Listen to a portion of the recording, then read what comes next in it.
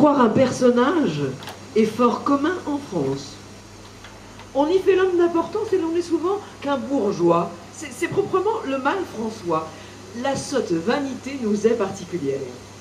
Les Espagnols sont vains, mais d'une autre manière. Leur orgueil, en un mot, me semble beaucoup plus fou, mais pas si sot. Donnons quelques exemples d'une autre qui, sans doute, en vaut bien un autre. Un rat, des plus petits, voyait un éléphant des plus gros, et raillait le marché un peu lent de la bête de haut parage, qui marchait à gros équipages. Sur l'animal à triple étage, une sultane de renom, son chien, son chat et sa guenon, son perroquet, sa vieille, et toute sa maison s'en allait en pèlerinage.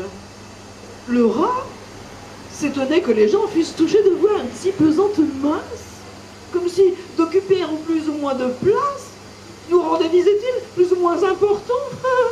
Mais qu'admirez-vous tant en lui, vous autres hommes? Serait-ce ce grand corps qui fait peur aux enfants? Nous ne nous priserons pas, tout petits que nous sommes, d'un grain moins que les éléphants.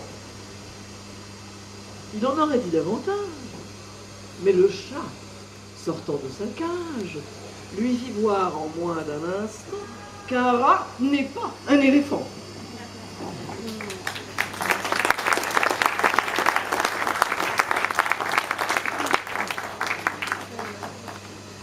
L'ours amateur de jardin. Certes, un ours montagnard, ours à demi léché, confiné par le sort dans un bois solitaire, nouveau bellérophon vivait seul et caché. Il fut devenu fou. La raison, d'ordinaire, n'habite pas longtemps chez les gens séquestrés. Il est bon de parler et meilleur de se taire. Mais tous deux sont outrés, ils sont mauvais alors qu'ils sont outrés. Nul animal n'avait affaire dans les lieux que l'ours habitait, si bien que tout ours qu'il était, il vint à s'ennuyer de cette triste vie. Pendant qu'il se livrait à la mélancolie, non loin de là, certains vieillards s'ennuyaient aussi de sa part.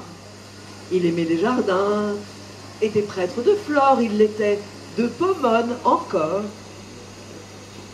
Ces deux emplois sont beaux, mais je voudrais parmi quelques doux et discrets amis. Les jardins sont muets, si ce n'est dans mon livre.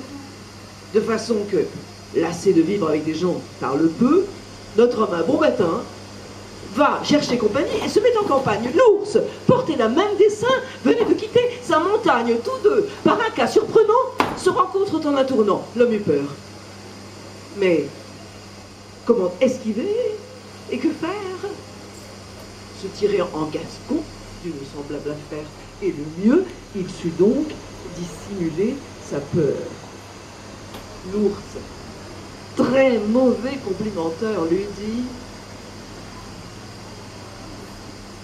viens-t'en me voir. L'autre reprit: Seigneur, vous voyez mon logis, si vous vouliez me faire tant d'honneur que d'y prendre un champêtre repas, j'ai des fruits, j'ai du lait, ce n'est peut-être pas de nos seigneurs les ours le manger ordinaire, mais j'offre ce que j'ai. L'ours l'accepte et d'aller. Avant que d'arriver, les voilà bien ensemble. Arrivés, les voilà se trouvant bons amis. Et bien qu'on soit à ce qu'il semble beaucoup mieux seul qu'avec des sots, comme l'ours en un jour ne disait pas deux mots, l'homme pouvait sans bruit vaquer à son affaire, l'ours allait à la chasse, apportait du gibier, faisait son principal métier d'être bonne et moucheur, écartait du visage de son ami dormant ce parasite ailé que nous avons mouche appelé. Pendant que le vieillard dormait d'un profond somme, sur le bout de son nez, une allant se placer, mit l'ours au désespoir.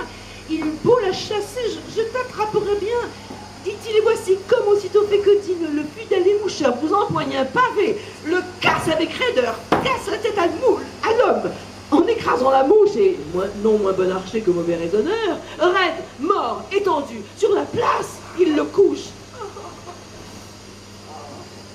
Rien n'est si dangereux qu'un ignorant ami. Mieux vaudrait un sage, aimez-vous.